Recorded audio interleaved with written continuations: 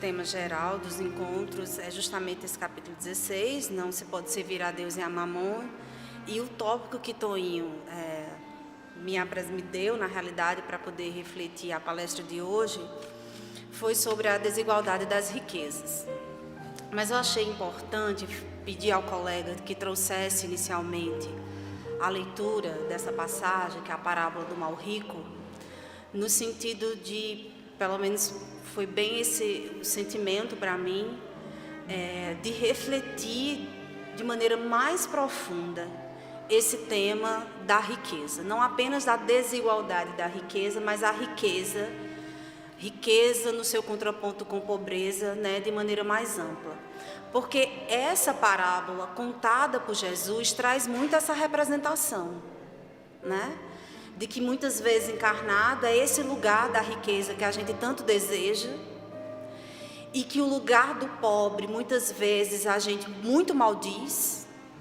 E aí Jesus traz o contraponto da realidade espiritual, no sentido da gente refletir o que de fato é ser rico e o que de fato é pobre. Traz uma leitura mais profunda dessa reflexão da riqueza material no contraponto com a riqueza espiritual e vice-versa, da pobreza material no contraponto da pobreza espiritual.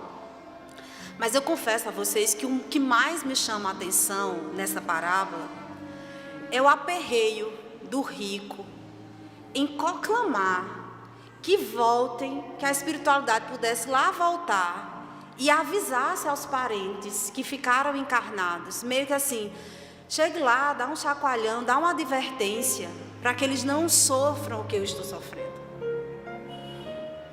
E eu fico imaginando que a reflexão desse capítulo 16, não se pode servir a Deus e a Mamon, é a representação desse chamamento. Talvez sejam os nossos entes queridos que estão lá do outro lado, com a lucidez muito maior. Eu acho que esse apelo às vezes é do nosso anjo da guarda, querendo que a gente esteja atento a Moisés e aos profetas, e agora a doutrina espírita, para que a gente aprenda um tantinho mais e não entre no equívoco que o homem rico entrou. E não padeça os sofrimentos que o homem rico padeceu quando se viu diante da realidade da vida, que é a vida espiritual, e se viu amarrado a um profundo sofrimento. E ele simpatizou com a possibilidade dos seus familiares futuramente sofrer o que ele estava sofrendo. Então, talvez há muito essa representação de que o Evangelho de Jesus e a doutrina espírita deve ser para nós, naquela comparação que Jesus trouxe, a lei de Moisés e os profetas, que poderia ser suficientemente bem utilizadas se a gente não tivesse cego pelo nosso egoísmo, pela nossa avareza, pelo nosso orgulho. Então, essa passagem da parábola do mal rico nos traz muitas reflexões importantes para que a gente possa estar muito atento a como nós estamos cultivando as nossas riquezas. Sejam elas riquezas materiais, sejam elas riquezas espirituais. Como estamos lidando com a nossa experiência com a pobreza, seja ainda a nossa pobreza material, seja ainda a nossa pobreza espiritual. Então, esse capítulo ele é recheado desses contrapontos entre a materialidade e a espiritualidade, e são experiências que estão muito arraigadas às nossas experiências do dia a dia. Então, que possamos ler com um tanto mais de atenção esse capítulo 16 do Evangelho, mesmo que na noite de hoje a gente vá dar uma atenção maior a um recorte, que é um dos subitens que está nesse capítulo, que é a desigualdade das riquezas. Desde já eu gostaria de dizer que uma das coisas que me chamou a atenção nesse capítulo, prestando atenção ontem mais atentamente, relendo ele, é que eu acho que Kardec nunca fez tanta citação das passagens do Evangelho como ele faz nesse capítulo 16.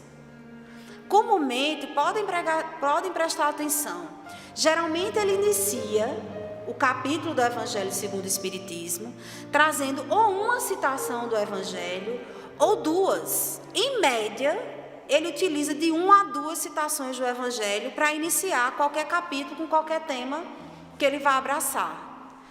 Vocês fazem ideia de quantas passagens do Evangelho Kardec traz para esse capítulo 16? 6. Ele traz 6 passagens do Evangelho.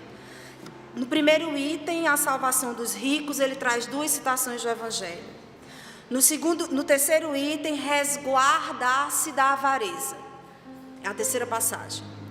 No quarto, Jesus na casa de Zaqueu. A parábola do mal rico, que foi essa lida inicialmente, e termina com a parábola dos talentos. 6 passagens do Evangelho Kardec nos traz para problematizar esse tema: não se pode servir a Deus e a Mamon, que tem como uma das reflexões centrais essa questão da nossa relação com a riqueza, com a pobreza, né, com a avareza, com esse desejo que é muito arraigado na maioria de nós, né, de desejarmos sermos ricos. E eu fico pensando, se Kardec trouxe tanto trecho assim do Evangelho, é que possivelmente esse é um tema que Jesus trabalhou demais em seu Evangelho. E se Jesus trabalhou demais esse tema no Evangelho, é porque possivelmente a gente precisa estar muito atento a ele. E aí nós vamos hoje dar uma atenção especial a esse trecho que Kardec nos traz, chamado Desigualdade das Riquezas, que é um texto escrito pelo próprio Kardec. Nós vamos hoje fazer um pouco do contraponto com o Evangelho segundo o Espiritismo, mas eu também vou trazer algumas questões lá do Livro dos Espíritos, porque ele também trata do tema Desigualdade das Riquezas, também lá no Livro dos Espíritos. E uma primeira matriz, poderíamos dizer, que ele traz logo no início dessa passagem, é que a gente traga uma reflexão no sentido de que talvez seja muito difícil pensar na justiça frente a um tema desse, que é a desigualdade das riquezas, se a gente não olhar na perspectiva da reencarnação, da vida futura, da multiplicidade das existências. Porque se nós formos olhar para esse tema, a gente vai dizer que Deus é injusto. Como assim uma pessoa nasce rica numa família abastada, cheia de confortos, cheia de facilidades, e outra nasce na miserabilidade, na imensa, né, vulnerabilidade social? Deus não é justo. Então, se a gente olha esse tema na perspectiva de uma única vida, fica muito difícil a gente refletir a justiça divina. Porém, quando a gente olha numa perspectiva que a doutrina espírita nos traz, aí a gente vai trazendo inúmeras ponderações. E há algumas dessas reflexões que Kardec nos traz nesse trecho. E aí ele traz uma primeira pergunta, dizendo: por que os homens não são igualmente ricos? Possivelmente ele fez essa pergunta porque eu acho que essa pergunta que todos nós que não nascemos abastados, a gente gostaria de fazer a Deus. Por que assim? É por essa família que eu vim, nessas dificuldades que eu estou passando? Por que só uma parcela diminuta consegue usufruir da riqueza, enquanto a maioria assim não usufrui? Então eu acho essa pergunta uma pergunta muito humana, no sentido de que ela está muito próxima às nossas inquietações. E aí o próprio Kardec nos responde trazendo algumas observações interessantes. Ele diz: porque não são os homens igualmente inteligentes, ativos e laboriosos. Então, vamos parar por enquanto, que a pergunta ainda se delonga, mas vamos parar pelo menos por aqui. Então, possivelmente, nós não temos o mesmo grau, essa igualdade nas riquezas, porque nós não nos comportamos também da mesma forma. Tem uma pessoa que é muito mais trabalhadora, é muito mais ativa, é aquela que tem um impulso muito grande para o próprio progresso, para a sua evolução, nunca está satisfeito com um lugar cômodo diante da vida e talvez por conta disso consiga alcançar muito mais conquistas do que aquele outro que é mais preguiçoso, que basta um tiquinho de comodidade na vida, ele não faz maiores esforços para sair daquele lugar.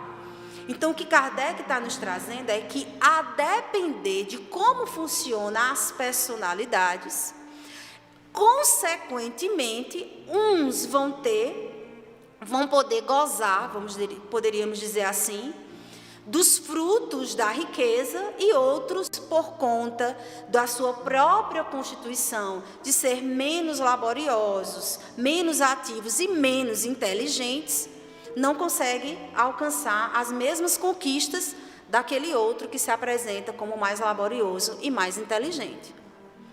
Porém, quando eu vejo assim, eu poderia, numa análise bem superficial, e dizer assim: não, mas é porque nessa vida fulano teve mais condição do que cicrano.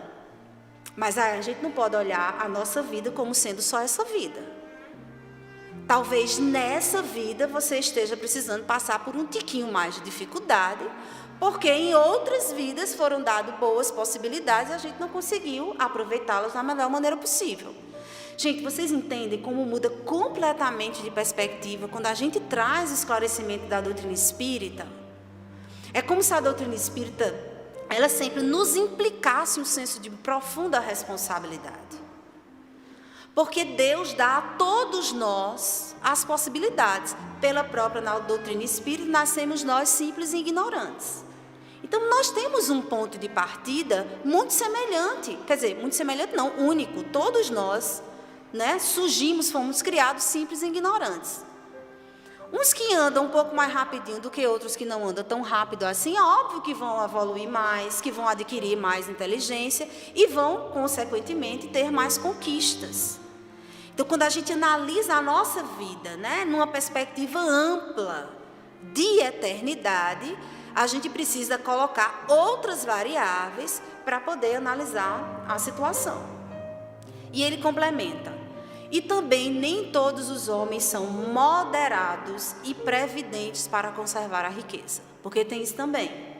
Às vezes é inteligente, às vezes é laborioso, às vezes é ativo. Então, às vezes nós temos duas personalidades que são muito parecidas com relação aos primeiros critérios, de ser laborioso, de ser ativo e de ser inteligente.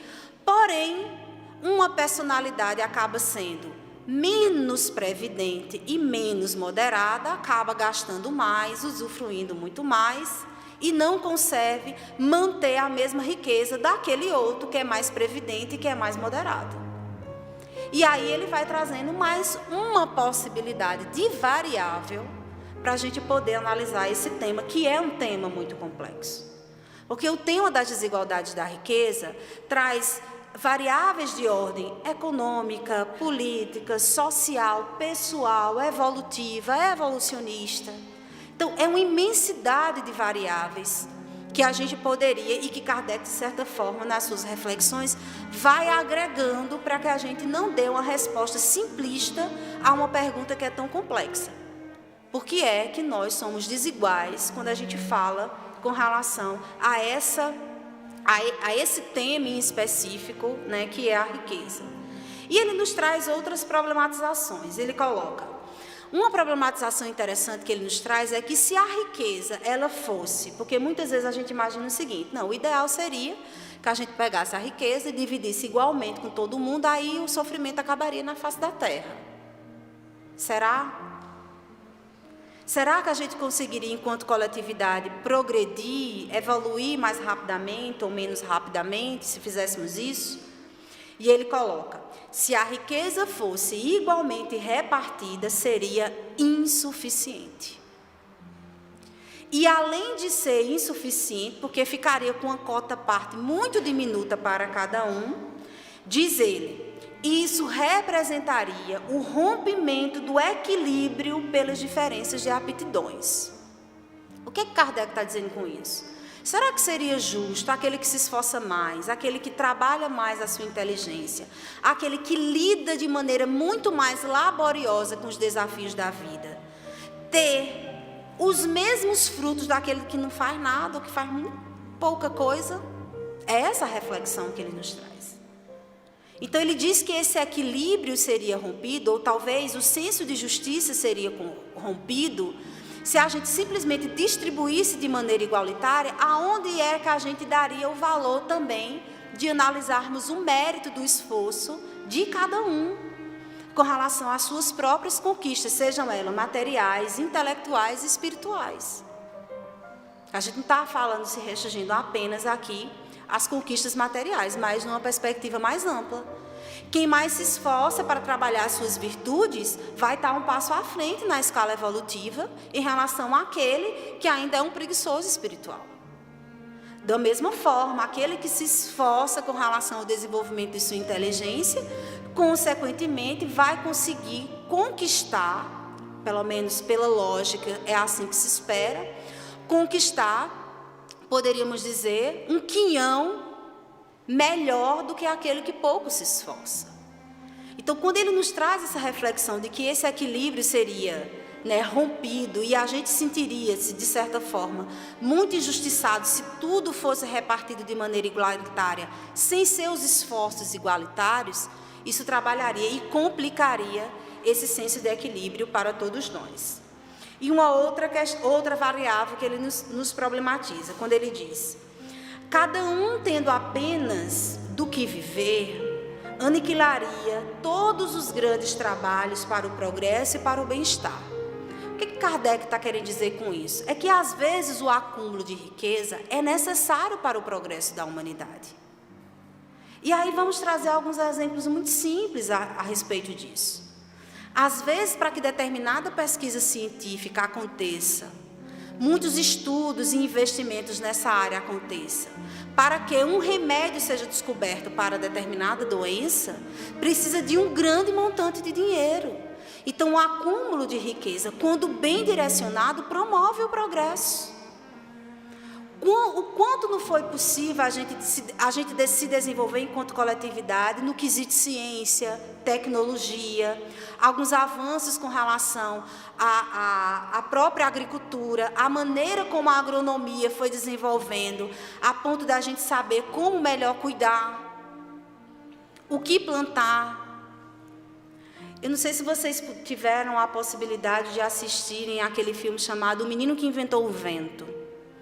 Tem na Netflix esse filme, fala de uma história real, de uma criança num vilarejo muito pobre lá na África, mas muito pobre mesmo. E era um menino muito inteligente, assim.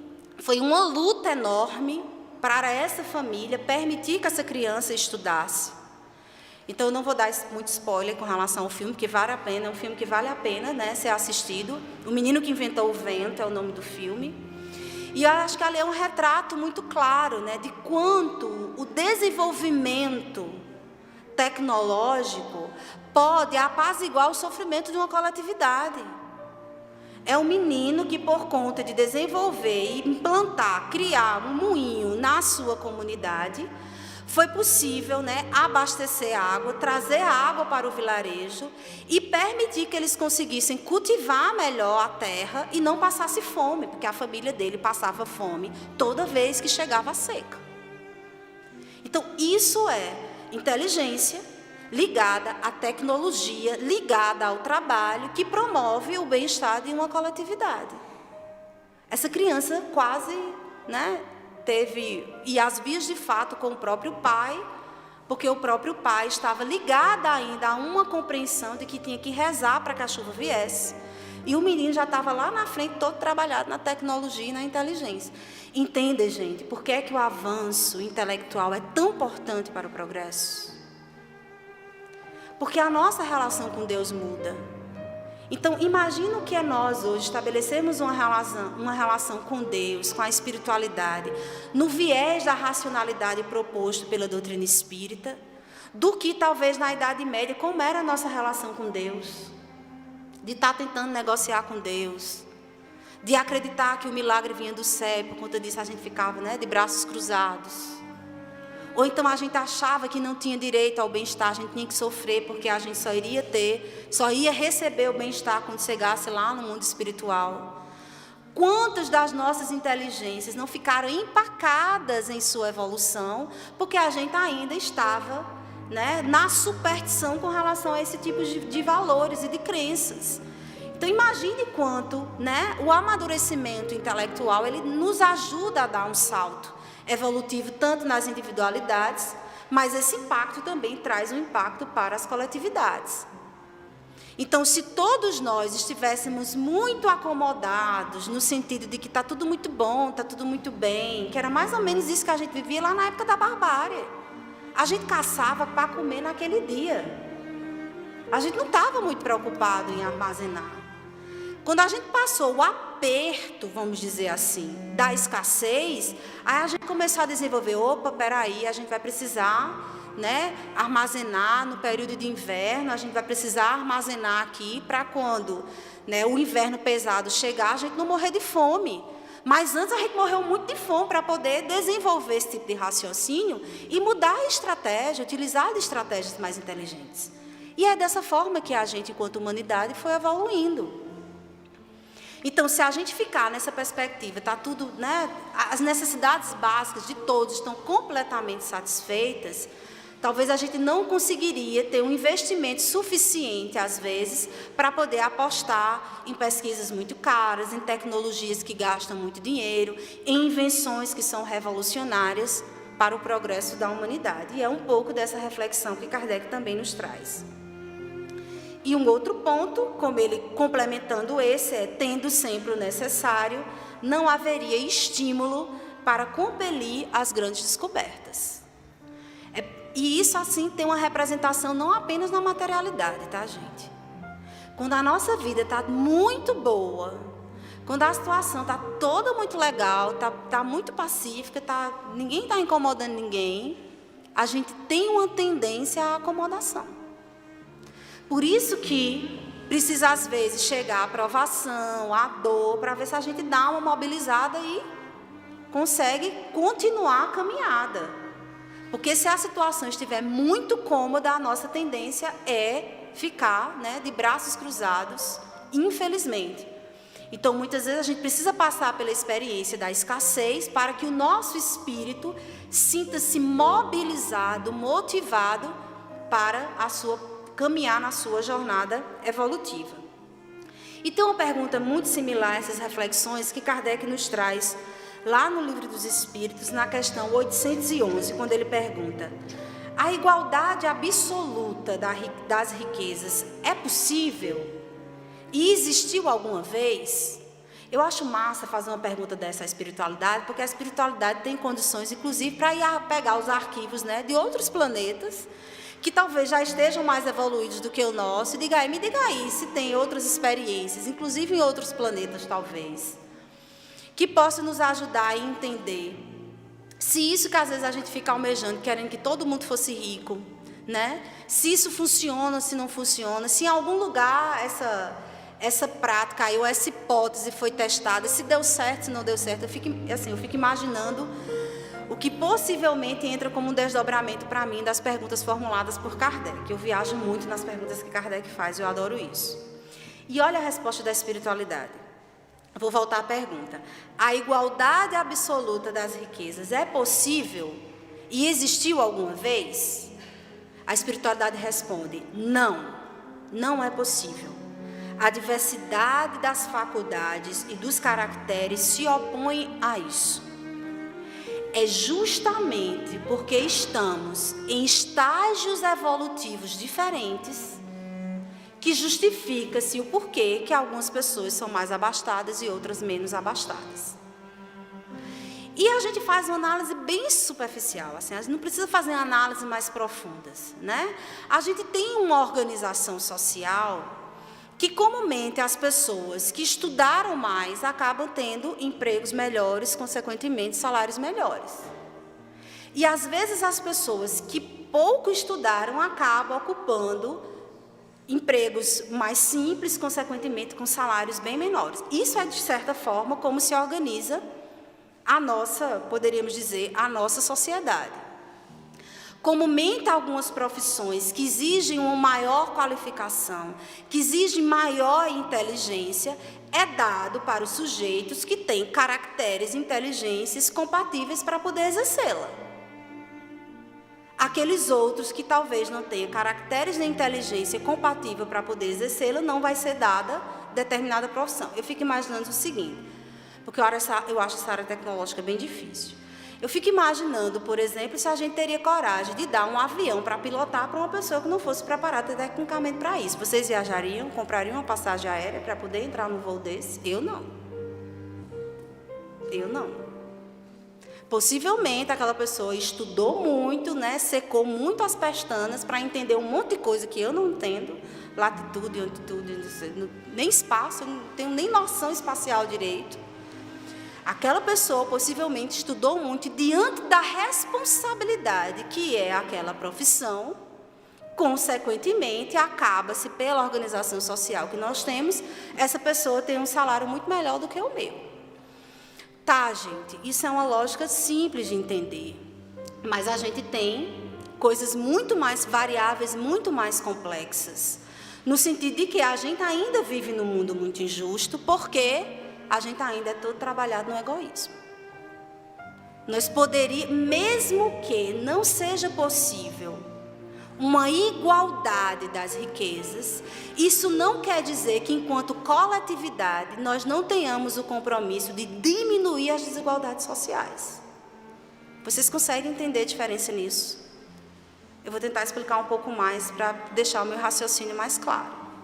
Que nós temos um compromisso, enquanto sociedade, de fazer que essa sociedade se coloque de maneira mais justa, mais igualitária possível para os nossos concidadãos. Não é que todo mundo vai ficar rico e todo mundo vai ficar pobre. A espiritualidade já diz, olha, essa experiência não existe, não é possível. Diante dessas diferenciações evolutivas que nós temos. Nós temos uma pessoa muito inteligente, nós temos uma pessoa não tão inteligente assim. Nós ainda temos, nos dias de hoje, pessoas que são analfabetas. Isso é uma realidade que nos compõe. Então, estamos em estágios evolutivos, tanto no quesito inteligência, como no quesito espiritualidade, em patamares completamente diferentes. E essas diferenças acabam nos ajudando a que a gente experimente como é que a gente vai aprender diante dessa diversidade. E como, mesmo, por exemplo, eu sendo inteligente, como é para mim, que já consigo desenvolver alguns caracteres, escolher reencarnar em outra experiência como uma pessoa muito pobre, com muitas limitações. O caso do menino que inventou o vento é bem um retrato desse, a gente percebe de maneira muito clara. É um menino que tem uma inteligência diferenciada em relação àqueles outros de sua tribo, vem muito pobre e coloca essa inteligência a serviço da coletividade. Então, não é porque quem é rico é superior, quem é pobre é inferior, gente. A Kardec nos ajuda a ampliar um conceito a respeito disso. Mas há uma tendência, enquanto Badão, que aquele que é mais inteligente, que aquele que trabalha, que se esforça mais, há uma tendência àquele ter melhores condições. E aí ele nos traz ainda a questão 811, que eu acho preciosa também, quando ele nos diz: há homens, entretanto, que creem estar nisso o remédio para os males sociais. O quê? Essa igualdade com relação à distribuição das riquezas. Ele coloca: há homens, entretanto, que creem estar nisso o remédio para os males sociais. Que pensais a respeito? E a espiritualidade responde: são sistemáticos ou ambiciosos e invejosos. Não compreendem que a igualdade seria logo rompida pela própria força das coisas. Combatei o egoísmo, pois é essa a vossa chaga social, e não corrais atrás de quimeras. Eu achei muito interessante, porque o que é que Kardec nos traz quando ele traz uma problematização dessa? Né? A gente acha que a gente vai resolver o problema da humanidade, a gente pegar o dinheiro e colocar agora, bora dividir e deixar todo mundo com a mesma quantidade. Isso é uma ilusão. Porque isso não está compatível nem com a própria lei de progresso. Porém, o problema não é uns serem ricos e outros serem pobres. O problema é porque, por causa do nosso egoísmo, nós somos ricos avarentos e deixamos muitos pobres na miserabilidade. Porque quando ele traz que a problemática não é porque todos nós somos ricos, o problema não está aí, gente. O problema é o nosso egoísmo. Porque a gente às vezes só quer para a gente e nos tornamos avarentos e não sabemos administrar a riqueza com equilíbrio. Então o problema não é a riqueza e o problema não é a pobreza. O problema é algo muito mais profundo. E que nós acabamos cronificando a pobreza por conta do nosso egoísmo. E nós não nos implicamos como seres responsáveis pela coletividade. E aí voltemos ao Evangelho, quando ele nos traz outras observações interessantes. Ele traz outra pergunta. Por que dá às pessoas incapazes de frutificar para o bem de todos? Né? E é uma questão interessante que às vezes a gente vê, assim, a gente vê cada pessoa assim, com muito dinheiro, que a gente olha assim, meu Deus, que a gente tem essa ilusão, né? Queria tanto ganhar na Mega Sena acumulada do final do ano, que é o bolão maior, porque aí, assim, eu iria ajudar tantas pessoas, né? Minha família, não sei o quê. Gente, sempre faço a pergunta, será? A gente sempre tem que se fazer essa pergunta. Sempre a gente precisa se fazer essa pergunta. Porque comumente a resposta é assim, graças a Deus que Deus não nos dá. Porque muitas vezes a riqueza e a pobreza vêm como experiências necessárias ao nosso progresso. E Deus nos coloca nessa condição para provar muitas coisas. E aí depois Ele vai nos colocar em outras condições para também testar outras tantas. Porque é esse outro esclarecimento fantástico que a doutrina espírita nos traz. Ninguém é pobre, ninguém é rico genuinamente. Você hoje é uma coisa, amanhã você é outra. Pelo menos na condição material que a gente está falando. E isso a doutrina espírita nos esclareceu com muitos e muitos relatos de testemunhos que ela nos apresenta. Então, hoje a gente se forja nessa condição, possivelmente a gente transita muito na condição hoje de muitas restrições no campo material, porque talvez abusou muito em outras vidas. E essa riqueza é passada de mão em mão, porque ninguém é dono dela, ela só tem um único Senhor, que é Deus. Porque no frigir dos ovos nós somos meros usufrutuários. Então a gente não se iluda de porque aquela casa própria está no seu nome, não é sua, viu, baby? Às vezes por uma questão de tempo, a circunstância da vida, né, dá uma reviravolta, aí você tem que vender a sua casa. Por uma circunstância de tempo, você está todo lá orgulhoso porque está numa casa nova e amanhã você morre. Por uma circunstância de tempo, você está todo trabalhado no orgulho e na vaidade, se amostrando, né, para o seu vizinho o carro novo que você comprou e amanhã você é furtado. E essas experiências, às vezes, mesmo chocantes, não são suficientes para abrir os nossos olhos de que a gente não é dono de nada. Somos meros usufrutuários. E que, como diz a parábola dos talentos, quem for inteligente do que se recebe, quando for prestar conta, pelo menos recebeu um, pelo menos entregue mais um. Recebeu 2, entregue mais 2. Recebeu 5, entregue mais 5. É isso que Deus espera de todos nós. E possamos ter a certeza que aquele que possua especificidade de caráter, de inteligência e de evolução, só pode entregar um. Deus vai receber com a mesma alegria de que aquele outro, pelas suas condições de caráter, de evolução e de inteligência, entregou 5. Deus não vai ficar mais feliz porque recebeu 5 de um e um de outro não. Porque Ele se rejubila na compatibilidade dos nossos esforços. Ele vai estar tão mais satisfeito porque Ele sabe que eu só tive condição de entregar 1. E Félix teve condição de entregar 5. Ele vai ficar tão feliz quanto. Porque Ele nos analisa pela proporcionalidade compatível do nosso processo evolutivo. E aí, gente, nessa perspectiva, se a gente pudesse só utilizar essa reflexão, olha, eu não sou dono, eu sou usufrutuário. Como a gente fazia menos estragos em nossas vidas? Como a gente deixava de alimentar o nosso ego? Se iludir, não é nem alimentar, a gente se ilude com o nosso ego. A gente acha que porque a gente tem uma casa mais abastada, porque a gente tem uma conta bancária mais abastada, a gente se acha melhor do que o outro. Isso é ilusão do nosso ego. Eu adoro contar as minhas experiências catastróficas, para poder nutrir, assim, dar uma abertura para que vocês não se envergonhem de saber que todos nós somos imperfeitos.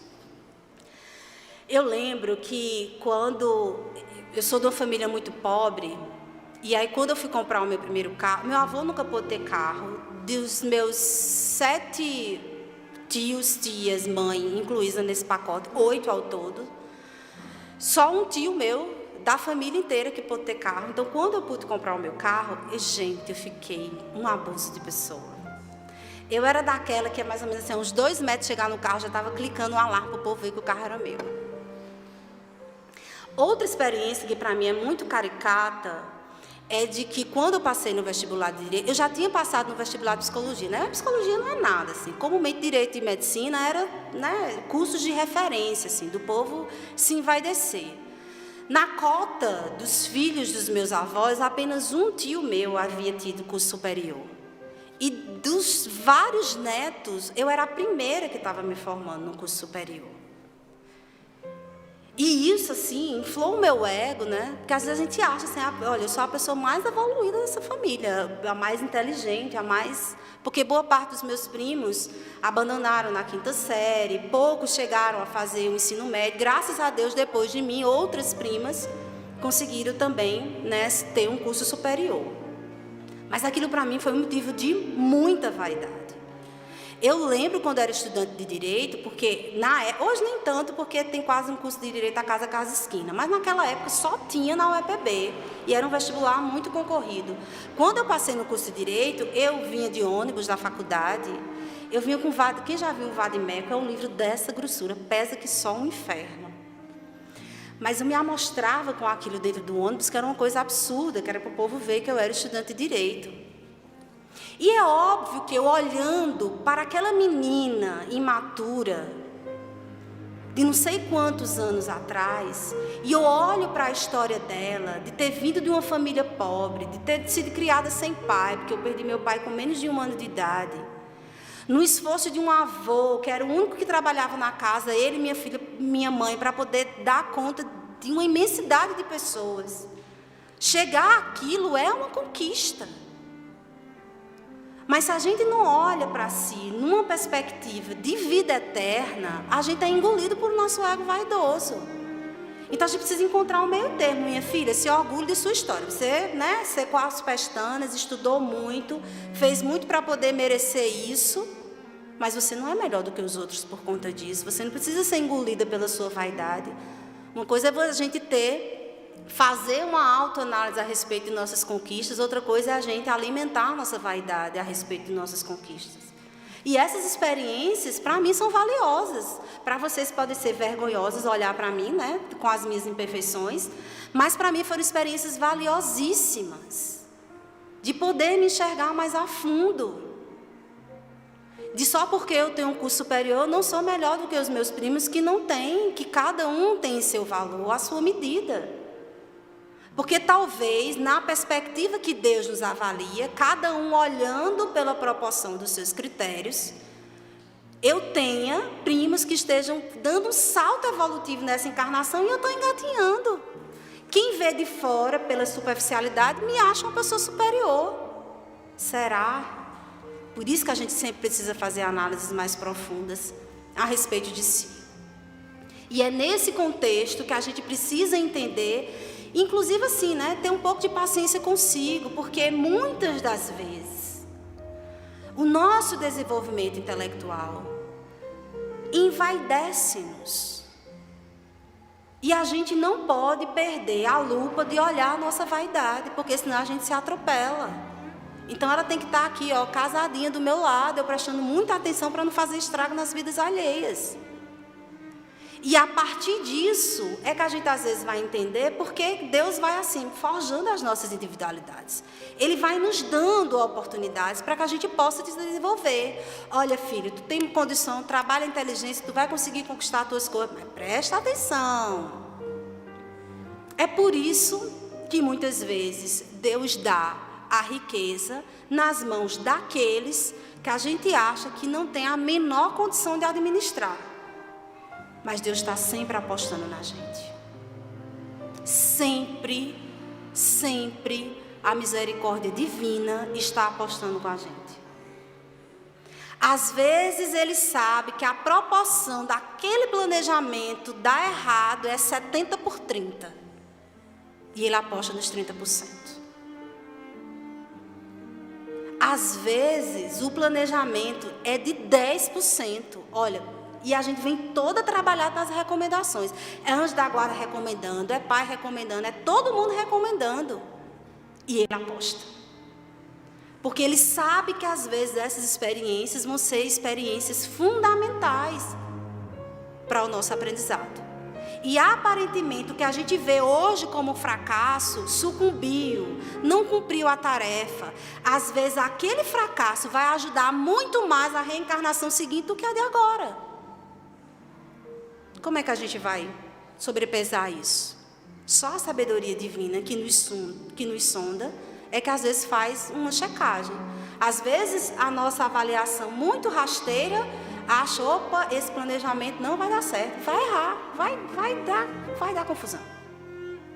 Mas às vezes o planejamento de Deus não é para essa reencarnação, é daqui para 10 reencarnações à frente. E é por isso que ele continua apostando na gente. E às vezes, essas complexidades, essas variáveis que a gente não coloca na devida conta. Eu gostaria de trazer um texto para vocês, que eu acho que ele, de certa forma, é bem emblemático, porque é um caso real, que está lá no livro Céu e Inferno. Dentre aquelas categorias dos espíritos felizes, tem um testemunho de uma condessa chamada Condessa Paula.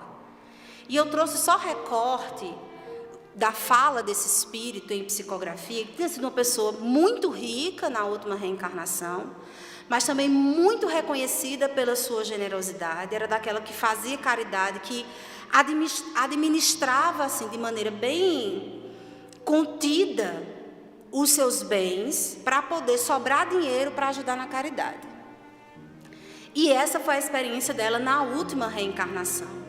Então, comumente a gente diz assim, a gente tem muito medo, acha que pela passagem emblemática lá do Evangelho de Jesus, que é mais fácil um camelo passar pelo buraco de uma agulha do que um rico entrar no reino dos céus, a gente já acha que a gente já condena todos os ricos, né? Calma, gente.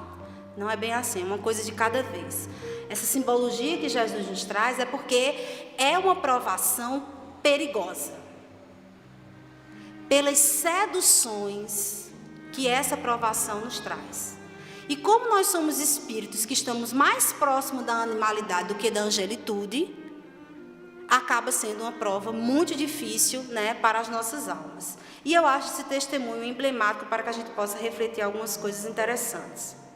Ela nos traz esse testemunho. Eu estive na terra entre os felizes, pois não lembro de haver aí experimentado um só desgosto real. Juventude, homenagens, saúde, fortuna, tudo o que entre vós outros constitui felicidade, eu possuía.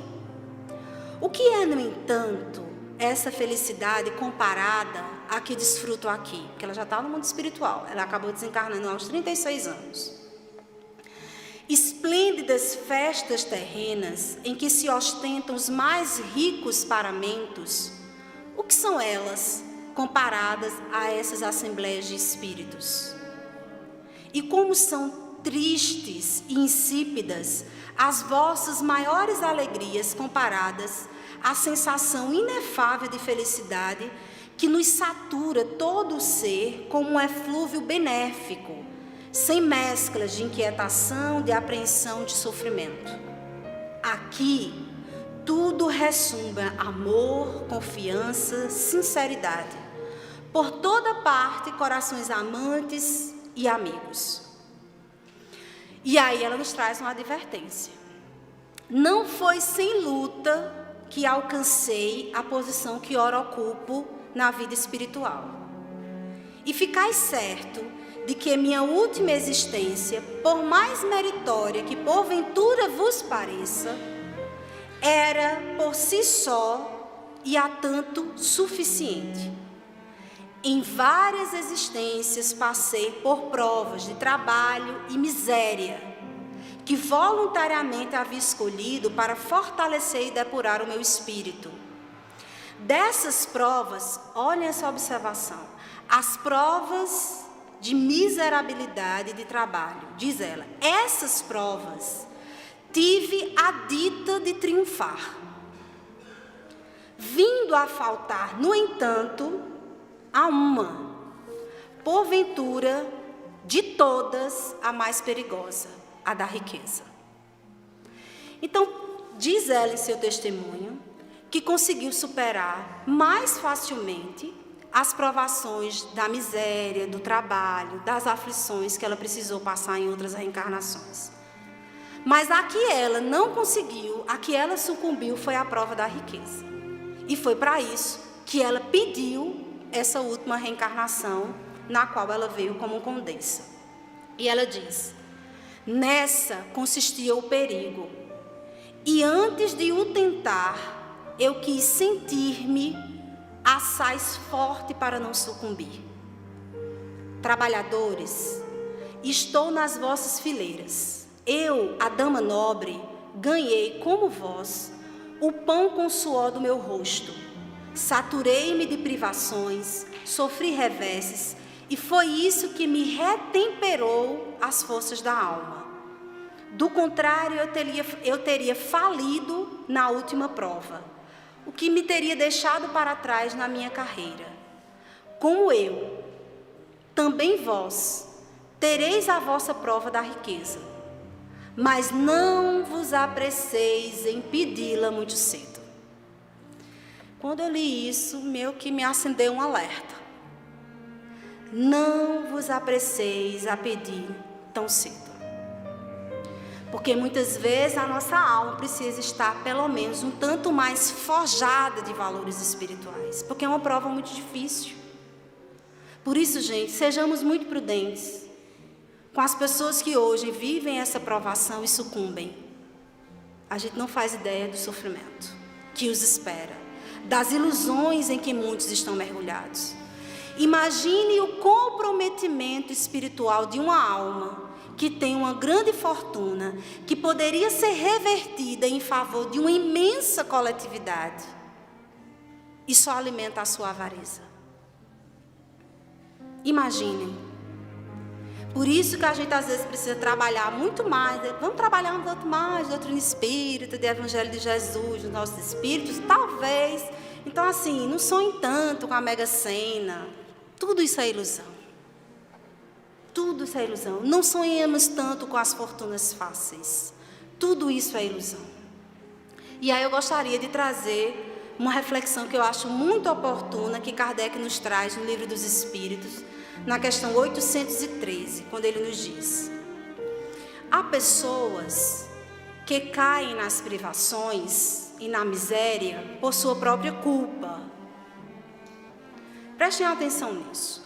Há pessoas que caem nas provações e na miséria por sua própria culpa. Olha a pergunta que Kardec faz, trazendo esse contexto. A sociedade pode ser responsabilizada por isso?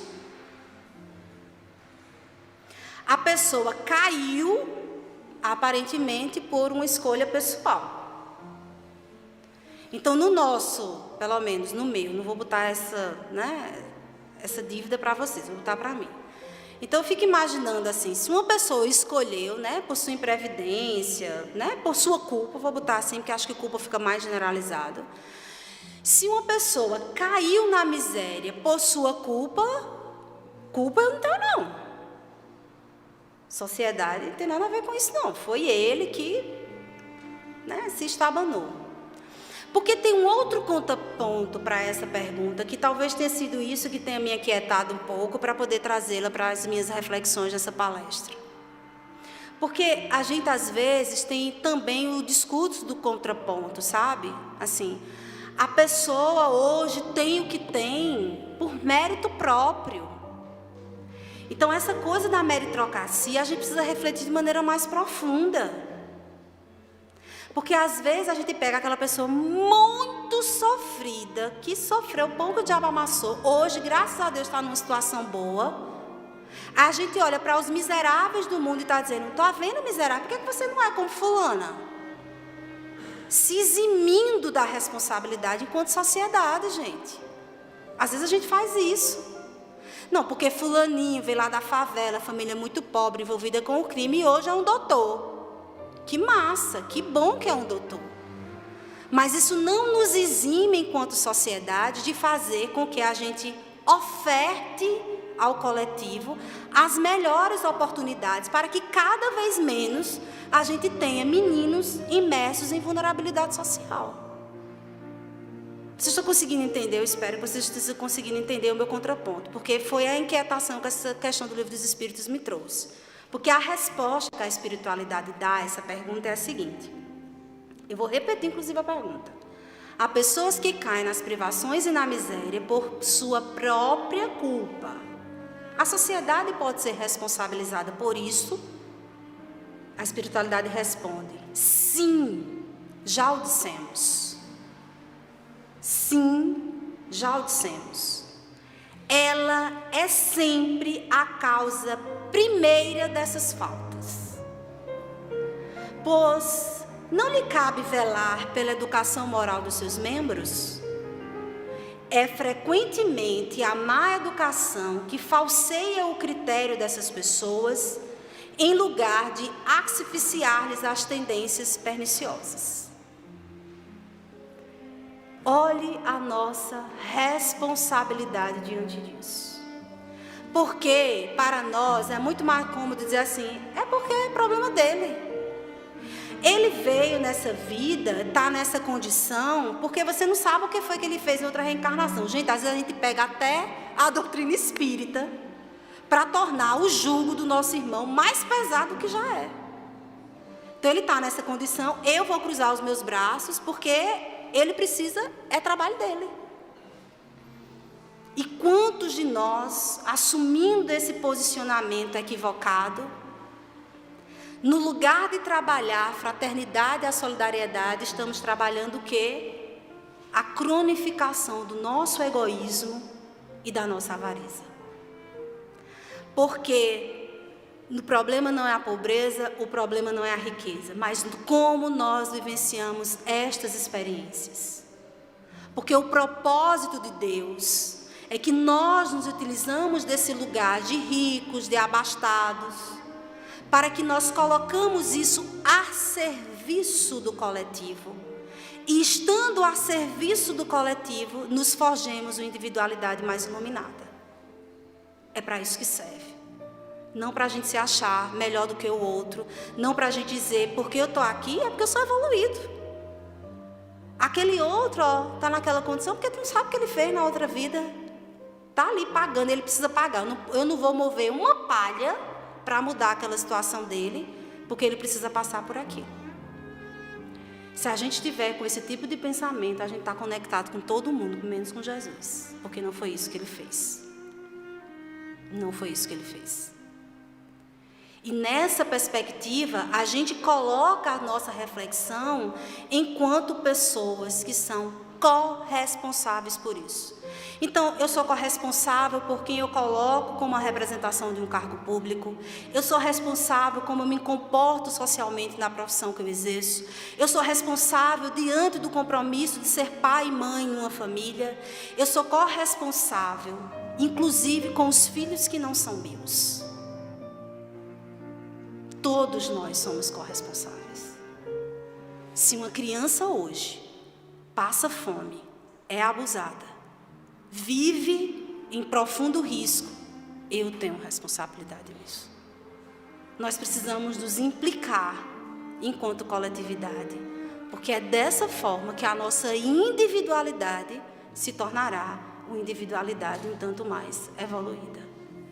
E aí Kardec traz uma observação que para mim foi muito interessante, porque quando a espiritualidade responde a essa questão 813, ele meio que faz uma referência a uma outra pergunta do Livro dos Espíritos. Meu tempo já foi, mas eu vou terminar nisso. Devia trazer Joana, mas infelizmente não vou conseguir concluir com Joana, porque o tempo já foi. Mas eu não queria deixar passar essa correlação que Kardec nos traz com outra questão, a 685A. E é um comentário que particularmente me chamou a atenção, quando ele nos diz: quando se pensa na massa de indivíduos diariamente lançados na corrente da população, sem princípios, sem freios, entregue aos próprios instintos, deve-se admirar as consequências desastrosas desses atos? Então, gente, a cultura que a gente alimenta, o tipo de arte que a gente alimenta, o tipo de educação que a gente alimenta, tudo isso desdobra no miserável que está na rua, num doente que está na rua, e em todos nós que estamos profundamente ainda adoecidos em moralidade. Então, a partir dessas circunstâncias, como a gente não pagar o pato por isso? Se essa nossa educação materialista, se essa nossa cultura materialista, consumista, individualista, que faz com que as desigualdades da riqueza nos cronifiquem enquanto coletividade, porque não é esse o propósito dela.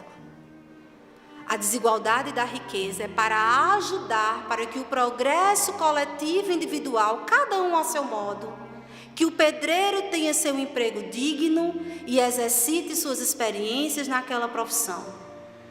E que o médico possa também utilizar aquela sua profissão, que é muito valorizada socialmente, para dignificar o seu trabalho.